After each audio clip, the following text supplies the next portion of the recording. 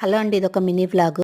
Cauliflower pakodi ఒకరు ఒకలా చేయరు కదా! నేనెలా చేస్తానో ఈ వీడియోలో చూద్దాం. కాలీఫ్లవర్ పకోడీకి నేను ఇలా కాలీఫ్లవర్ మంచిగా పెద్ద పెద్దగా కట్ చేసి పక్కన పెట్టేసుకొని ఒక గిన్నెలో వాటర్ పెట్టి వాటర్ వేడైన తర్వాత కొంచెం ఉప్పు వేస్తాను. ఉప్పు వేసిన తర్వాత ఈ కాలీఫ్లవర్ కూడా అందులో వేసి బాగా ఇట్లా ఉడకకుండా 2 మినిట్స్ అట్లా వేడి నీళ్ళలో ఉంచేసి తీసి జాలి గిన్నెలో వేస్తాను. వేసిన తర్వాత వాటర్ అంతా పోయినాక ఇంక అందులో మసాలా